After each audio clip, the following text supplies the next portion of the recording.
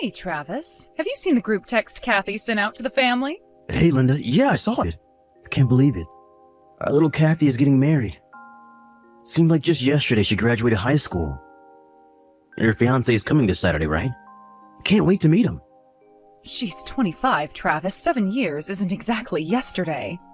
Yeah. Well, it feels like yesterday. It's just crazy to think that when we first got married, she was only 5 years old. She's been a part of my life for so long that I honestly feel like she's my real daughter, not just my stepdaughter. I guess I can understand why you'd feel that way, but just remember one thing. It's only a feeling. You can enjoy the feeling while it lasts, but it'll never be more than that. Huh? You might have been acting as a stand-in for her father for 20 years, but that's all you'll ever be. You're not her real father. Well, I mean, yeah, I'm aware of that, but geez, you have to be so harsh to me like that? Do you think I'd be talking to you like this without a reason? Linda, what's going on? What are you trying to say? If I have to spell it out for you, I'm saying that your time is up, Travis. I've been talking to Kathy's father, Nate, and we've decided to get back together. What? Back when we divorced, Nate was working at a super high-stress company. The stress got to him, and he had a mental breakdown that cost him his job. I figured there would be no way he could support Kathy and me until he worked his issues out, so I asked him to divorce me, and he agreed. But now it's been 20 years since then. We met up again about 6 months ago, and he was like a brand new man. He's a high-powered executive now. He runs his own company. Kathy knows you're not her real father, and since she's out on her own now, I figured it was about time her real father stepped back into the role officially. Linda, what are you saying? You really still don't get it? I want Kathy's real father to walk her down the aisle at the wedding as my husband. It's time, Travis. We're getting divorced. I think that should make it crystal clear, right? I want to get it done as soon as possible, before her fiancé comes over on Saturday. If her fiancé meets you, it'll just make things more complicated. Since I'll be married to Nate by the wedding, that means the groom and his family will start asking questions like, wait, so which one is her father? Or something. That's an awkward conversation I would really prefer to avoid. You seem like you've worked this all out for yourself in your head. But have you thought to ask Kathy what she thinks? She's my daughter, Travis. I don't need to hear it from her mouth to know what she's thinking. I see. Fine then. We'll get divorced. On one condition. First, you have to talk to Kathy directly, in person, and see how she feels about everything. I told you I don't need to ask her. Of course she's going to choose her real father. God, were you always this much of a whiny loser?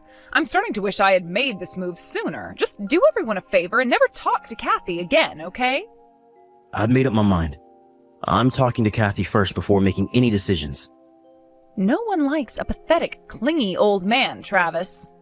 I've still got work to do today, so I'll take my leave from this conversation here. Hey, Kathy. I saw the group text you sent out. Hey, Dad. I'm so happy to hear that Mitch finally proposed to you. I know how strongly you felt about him for some time now. Congratulations. Finally is right. He said he was able to pay back the last of his student loans, so he thought now was the time. Wow, all paid off already? That guy is a real hard worker. He's a keeper, Kathy. You take care of him, you hear? Oh, I plan on it. By the way... What is it? How are you doing after, well, you know? Ah, that. Yeah, your mom dropped that thermonuclear warhead on me while I was on my lunch break today. Apparently her and Nate are getting back together, so she wants me out of the picture. Yeah, that's my understanding too. Seriously, how can she do a thing like this? I was so shocked when she told me what was going on that I couldn't speak. I couldn't cry. I could barely even move. And then she told me I don't need to worry about you because since Nate's some big-shot businessman, she can leave you all the assets in the divorce. Oh, wow. I'm touched that she's going out of her way to be so considerate to me. She's so generous. A regular Mother Teresa. Did she tell you anything else? She said she wants to get the divorce settled by Saturday so she can introduce Nate as your father when Mitch comes over this weekend. Saturday? Isn't that just a teensy bit soon? Her plan is to have Nate walk you down the aisle at your wedding and have him at the family table as her husband. She said she wants to avoid having any awkward conversation with Mitch's family, so she only wants them to ever meet Nate. What? No, not a chance. That is not happening. Absolutely not. I mean, sure, he may be my biological dad, but he hasn't been any part of my life in 20 years. I barely even met him. I thought you'd feel that way, but your mother seems to have it in her head that you'd have the same position as her in all of this. It looks like her assumption missed the mark a bit. Seriously? But, I mean, I've already talked to Mitch about our family's circumstances. He knows the whole story. Sure, I never told Mom that I talked to him, but did she really think I'd withhold a detail that massive from my own fiancé? Yeah, and what's more, Mitch and I have already met, so I'm not sure what she thinks she's preventing. I know, right? But I guess Mom doesn't know about that either. And another thing, about the wedding, Mitch and I were planning on telling you guys this when he comes by on Saturday, but we're not going to do a formal ceremony. We're doing what's called a photo wedding, where you just take pictures as if it were a real wedding. Oh, really? You know, I think I have heard of those before. Yeah, they're kind of a new thing. Mitch's parents both passed away when he was young, and he has no siblings, so we thought it would be a good plan. Plus, you know, I'm not one for gaudy events, getting dressed fancy, being paraded in front of a bunch of people, that sort of thing. I see. Glad you're on the same page. Oh, the people at the venue did say that it was okay to bring guests along on the day of the photo shoot. I'm going to send you an invitation to that, so be sure to save the date, okay? Gotcha. I'll be sure to set it aside. That leaves one problem, though. Mom. Yeah, that's kind of a big problem. After all, I'm pretty sure Mom still has no idea that we know she's been having an affair, and this whole "we just happened to run into each other" nonsense is all a cover. There's no way she'd be telling that bold of a lie if she knew. You're right. So what do you think, Dad? What are you gonna do? Well, she just handed me the divorce papers a bit ago. Wow, already? Yep, I'm gonna make my move tomorrow. Tomorrow, huh? Well, I'm rooting for you, Dad. Thanks, sweetheart.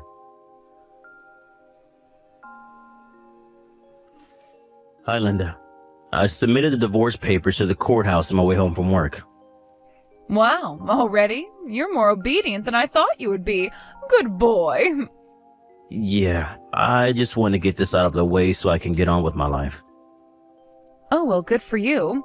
All I want is to be divorced as soon as possible, so the sooner the better. Right, the sooner the better. So, the sooner you get out of my house, the better. You have till tomorrow morning. What? You're kicking me out? The house is in my name. Oh, well, I guess you're right. Don't tell me. You haven't made new living arrangements yet? You're not stupid enough to throw a stack of divorce papers at me without having a plan for what you're gonna do after a divorce is finalized, are you? Of course not. I just, was caught off guard by the fact that you got the divorce papers submitted so soon, that's all. I'll start packing up my stuff tomorrow morning. No, didn't you hear me? I told you that you're going to be out of my house by tomorrow morning. You're only giving me till morning? I'll be staying at my friend's place tonight, so get your things in order and get the hell out. I'm gonna come by the house at 9 a.m. tomorrow morning. You had better be gone by then. Come on, by 9 a.m.? I'm gonna have to stay up all night in order to get all my stuff packed and move out in time. I don't care what you have to do. Get it done. It was you who told me you wanted to get divorced as soon as possible, and I gave you what you wanted. We're divorced. That's my house you're in, and I want you out by tomorrow morning. Fine. Jeez, I'll do it. Just get off my back. Hey, Travis, just letting you know I finished moving my stuff out just now. Good. Thanks for letting me know. If you don't mind, can I ask you something? Make it quick. Kathy hasn't been answering any of my calls or texts since last night. Do you know anything? Has she spoken to you at all? No, I didn't message Kathy at all yesterday. Oh, okay. Is that all you wanted? Can I go now? Yeah, sure, whatever. Great. Now that that's settled, I no longer have any reason to communicate directly with you in the future. If you need anything from me, you'll have to do it through my attorney. You still have his card, don't you? Yeah, I got it.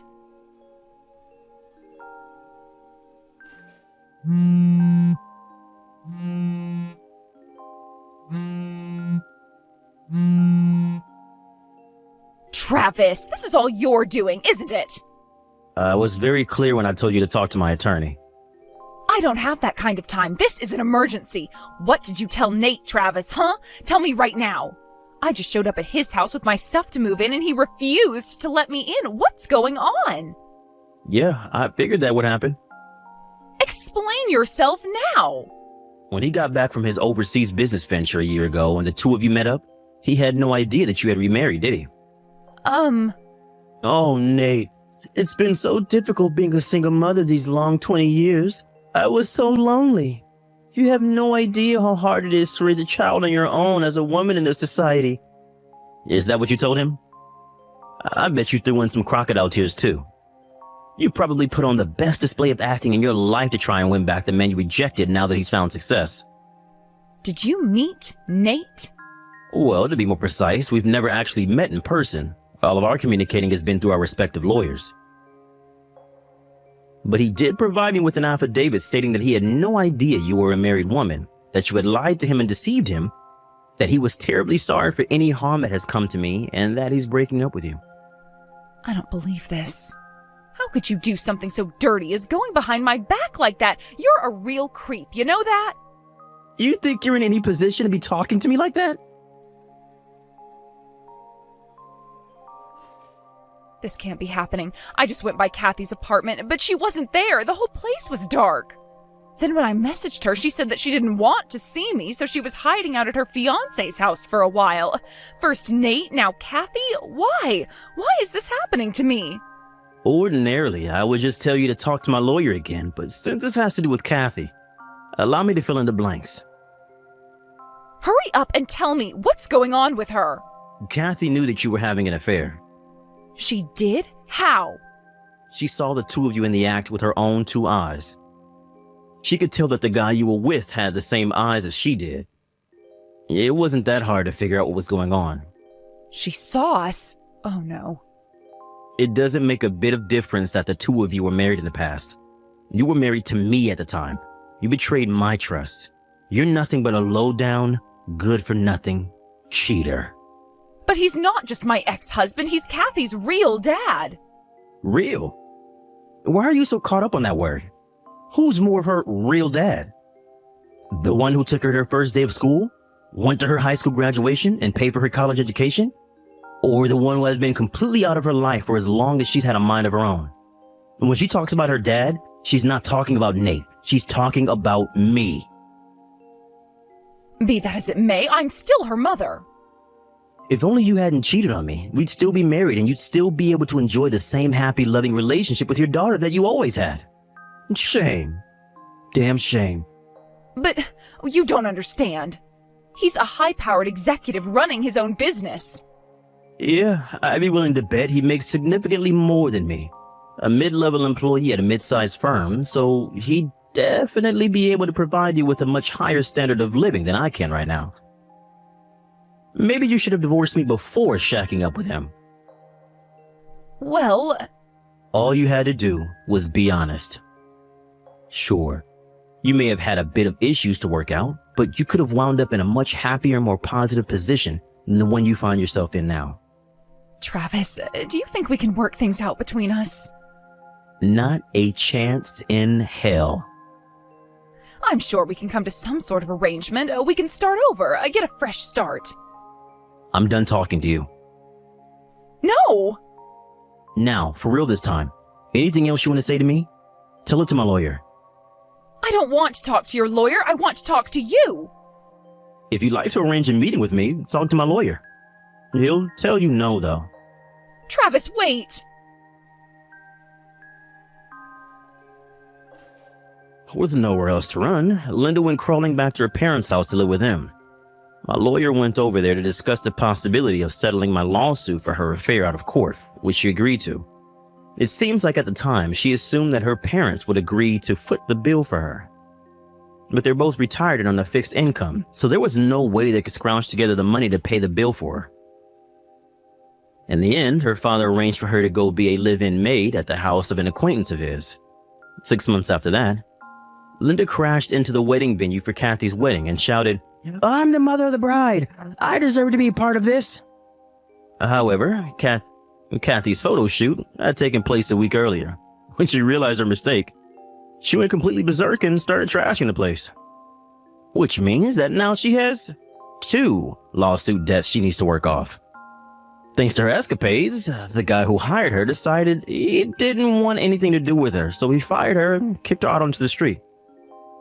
And the street is where she's been living ever since, doing odd jobs here and there in a futile attempt to get herself out of debt.